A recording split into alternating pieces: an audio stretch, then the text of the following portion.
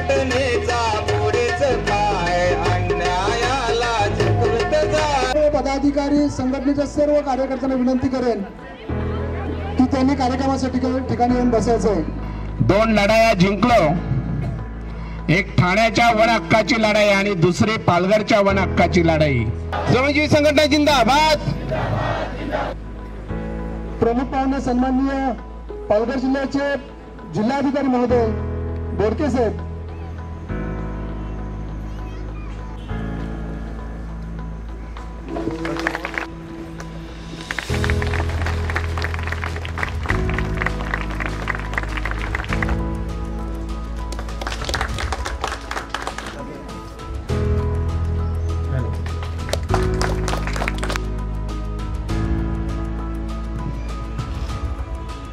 आम्ही संघटनेचे सैनिक संविधानाचा अमृत महोत्सव साजरा करताना स्वातंत्र्यापूर्वी व स्वातंत्र्यानंतर सीमेवर व सीमा अंतर्गत लढलेल्या शहीद जवानांना श्रद्धांजली अर्पण करीत आहोत। संविधानाला 75 वर्ष पूर्ण होत आहेत। यावेळी आम्ही अशी शपथ घेतो आहोत की संविधान जपण्यासाठी व टिकवण्यासाठी आम्ही सर्व विवेक भाऊ जे काम करतायत आज 40-45 वर्ष तुमच्यामध्ये राहून, त्याची सुरुवात माझ्या बालपणापासून झालेली होती। तिथे पण त्यांनी साने गुरुजींच्या ह्याच्यातनं बरंच काम केलेलं होतं।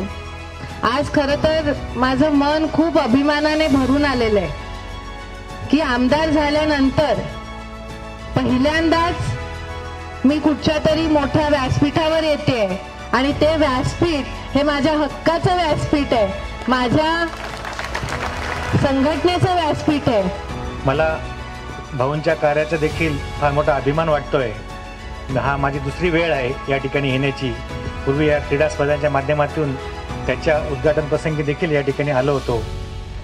हे कार्य बघितलं असता प्रत्येक व्यक्तीचे जे संविधानाने दिलेले अधिकार आहेत, मूलभूत हक्क आहेत, ते तळागाळातील नागरिकांपर्यंत, आदिवासी बांधवांपर्यंत आणि घरोघरी पोहोचवण्याचं काम अतिशय मोलाचं काम ते आज या ठिकाणी करतायत। आपल्याला जो संविधानाने घटनेने दिलेला अधिकार जो आहे तो हक्क अधिकार मिळवण्यासाठी वेगवेगळ्या पातळीवर गेले कित्येक वर्ष, तसं पाहिलं तर माझा या नोकरीमध्ये आलेल्या पहिल्या दिवशीपासून या संघटनेशी संबंध आलेला आहे।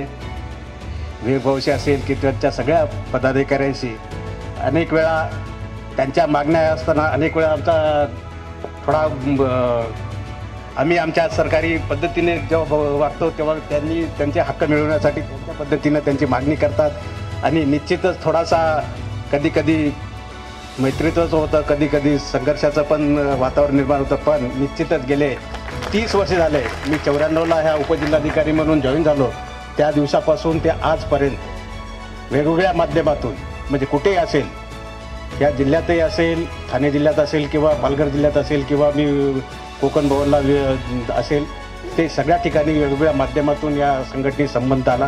भारताचं पंतप्रधान कोण बनू शकतं? तर तुम्ही बनू शकता। आज तुम्ही भारताचे पंतप्रधान आज तुम्ही बनू शकता। जिथे सेट आहे तुम्ही आज तिथे जा आणि तुमचा फोटो भारताचा पंतप्रधान म्हणून काढा।